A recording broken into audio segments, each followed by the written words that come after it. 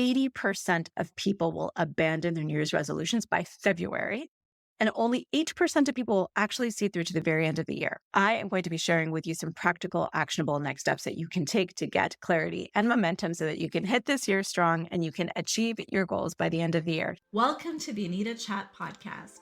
I'm your host and coach, Anita Rombo. This is the podcast for growth-oriented, high-vibe, and big-hearted people who are ready to show up and glow up to be the best versions of themselves. If you are ready to embrace your most authentic, aligned, and abundant life, one that feels great on the inside and out, then you, my friend, are in good company. Grab your favorite bevy, settle in. We've got lots to chat about. Hello, and welcome to a brand new year. I am so excited to be with you here today. Happy New Year. I truly, truly hope that this is your best one yet. And on the spirit of wishing you a happy new year, I also want to ask you a question, and that is, what if this year wasn't just another chapter? What if this was the year that you rewrote your story entirely? What would that look like for you? As a success coach, I firmly believe that there's no wrong time to set goals or step up into a higher version of ourselves. But let's just face it, there is something so magical about this time where everyone's mindset is tuned to growth and change. And so whether you're looking to set goals or achieve resolutions or build habits, this episode is for you, I promise. Don't you just love New Year vibes? Like for me, honestly, January, September, Aries new moon, the Lion's Gate time are just periods of heightened, big, bold, new year, new you type of energy. And it just feels like this gigantic reset button has been pressed and we're just facing a blank canvas filled with infinite possibilities for us to create. And so what I want to focus on today is 4 things that I think are really going to help you shape the next 365 days. So my friends, I am not trying to be a fearmonger. If anything, I was just leaning into the magical possibilities that exist in front of us. But I do want to be realistic with you and share with you a sobering truth or statistic, and that is that 80% of people will abandon their New Year's resolutions by February, and only 8% of people will actually see through to the very end of the year. As a soul strategist and success coach, that is a hard no or no bueno for me. I definitely want to empower all of us to not be that statistic and to achieve the dream or vision that we have for ourselves in our heart, especially if it's all about in the name of personal growth and transformation. So today I'm going to be covering 4 things with you. The first is my approach to goal setting. It's been very, very effective for me. It might also work for you. So give it a go or use it to enhance what's already working for you. I promise it's worth a shot. Number 2, I'm going to be sharing with you what I chose to focus on last year and how it went and what I learned from it. And number 3, that's going to go into what I'm choosing to focus on this year and why. And last but not least, because again, I do not want you to be one of those statistics, I am going to be sharing with you some practical, actionable next steps that you can take to get clarity and momentum so that you can hit this year strong and you can achieve your goals by the end of the year. Sound good? All right, let's dive in. So let's start off with my approach to goal setting. I am a firm believer in having a vision and having clarity. And with that comes a lot of specificity because you need to have direction to know if you're going in the right direction. You need to also have guideposts or anchors or metrics along the way to measure your progress. But when it comes to the new year, I like to take a completely different approach. So there is a time and place for that type of goal setting, and I definitely incorporate it into my work. But when it comes to thinking about the new year, I like to think of more of a theme. And I like to anchor that theme in a word. And it's not so much as like the word itself, but it's more the feelings and emotions and the embodiment of that word that really encapsulates the transformation that I am striving for. This approach works for me because it embraces both the journey and the destination, which is a concept that I like to call soulful success. So it's an alignment with living in that soulful success way, which is all about authenticity, abundance, and alignment. So when I'm looking to achieve a specific goal, then I become hyper-focused on that one thing.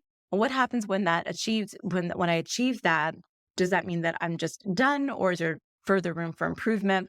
I'd much rather focus on creating steps or living day to day in service of that greater vision, of that greater feeling and embodying that and letting that guide me versus a particular outcome or results. So this keeps me fully committed to my vision, but allows me flexibility in terms of what that looks like on a day to day and the path that I take to get there. So I love words. this is a perfect segue to talk about last year's word and what it taught me. So in 2024, my word was play. And if you've been in my world for a while, you might remember that I chose play strategically because to counteract my tendency towards overworking and burning out. So, generally speaking, I take pride in being productive. I've been very conditioned to overdo, to kind of view rest as being lazy and not necessary. I know that that's not true, but that's really kind of those mindsets that were deeply ingrained in me. So, it was my mission last year to really unravel that and allow myself time to rest and play and to invite in more joy and creativity through play rather than overstructuring my time or feeling guilty when I rest. So that was what I chose to focus on and why.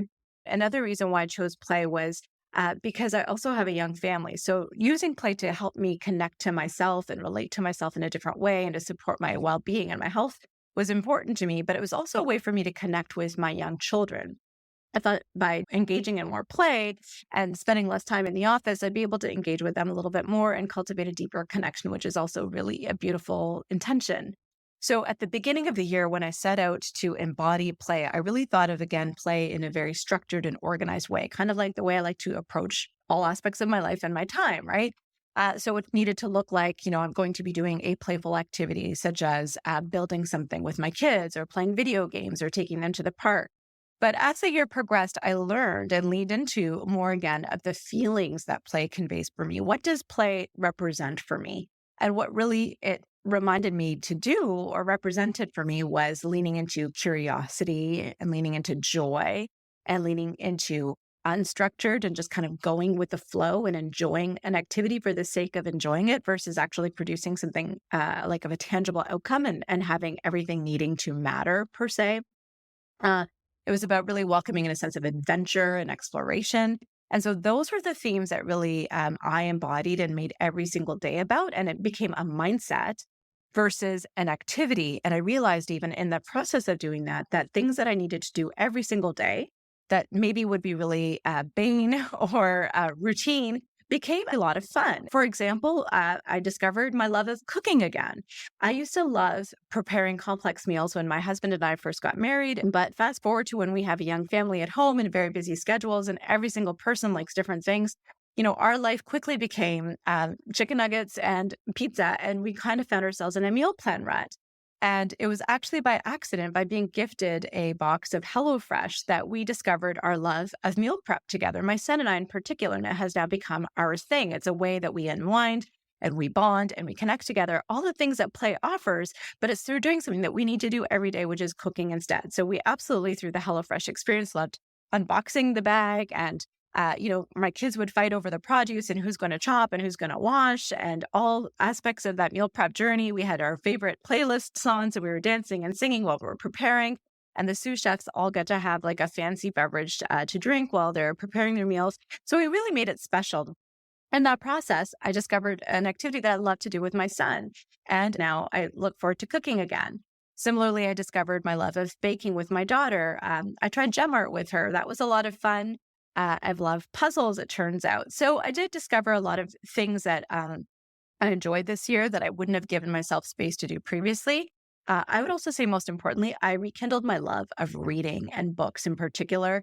As a kid, that was my escape. I absolutely love reading books. But when I became a student, I felt really guilty reading, especially fiction, because to me, with nonfiction, you're actually learning things. But with fiction, you're just reading for the sake of enjoyment. I am a slow reader, but this year I managed to read about 40 books, which is something that I haven't done in previous years. So I was really, really pleased with my progress in this area this year. So looking back in retrospect, I think choosing the word play was the absolute right word for me to choose in 2024. I learned and grew so much as a person as a result of that.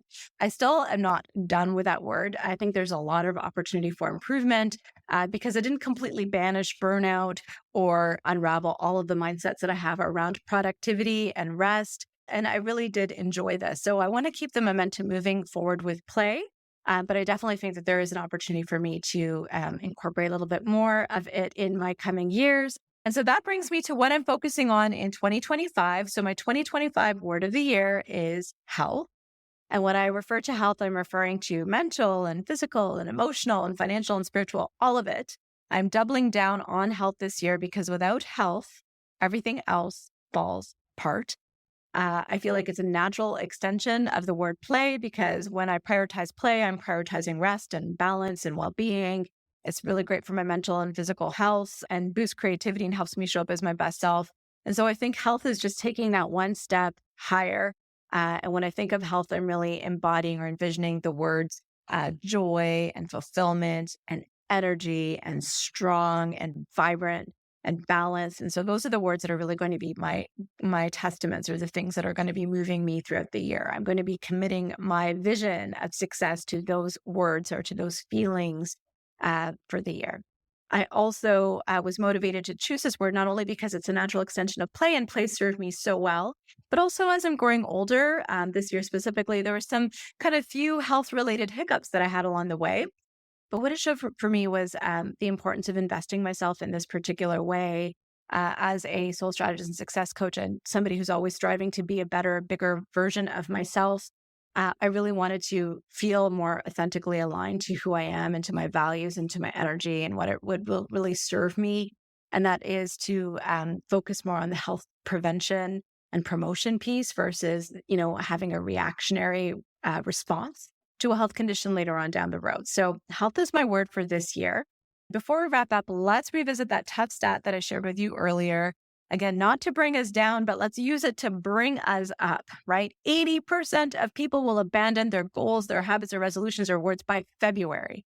And only 8% will stick with them for the entire year. But here's the good news. You don't have to be part of that statistic. In fact, you are watching this because you don't want to be a part of that statistic. So I'm going to share with you 3 practical action steps that you can take today to set yourself up for clarity and momentum, and of course, success as you move forward, whatever that looks like for you for 2025. So the first thing that I'm going to recommend that you do today to set yourself up for success is to gain clarity. We talked about this earlier. It is so important for us to have a vision about what it is that you want and to have a plan to help get you there. Now, if you need a little bit of help in this department, don't worry. I got you covered. On Wednesday, January 8th, I'm hosting a free masterclass. It's called Design Your Dream 2025. It's a vision setting and getting masterclass. It's completely free. The link to register is down below. So please take me up on this workshop. It's going to help you get the clarity that you need. The number 2 is to ask yourself powerful questions to help you set the intentions for the year.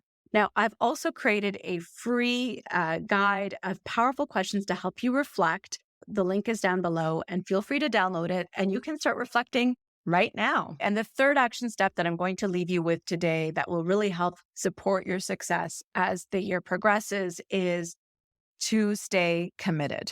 Okay. Most resolutions fail because we lack the systems in place to help us stay on track. And for that very specific reason, for this very critical time period, I created a short accelerator program. And it's designed to help keep you accountable and motivated. We're going to have weekly check-ins. We're going to have mindset support. We're going to have bite-sized coaching as a part of it. The link is below if you want to learn a little bit more about my Vision to Victory Accelerator. And so, my friends, I hope you enjoyed this episode. Happy New Year, and friendly reminder that this year does not have to be just another chapter in your life. It could be the brand new story that you've always wanted to write. And by actioning even one of those steps that I shared with you, I think that you could go a long way to making that happen. Either way, I'm cheering you on, and I will see you in the next episode. Bye for now.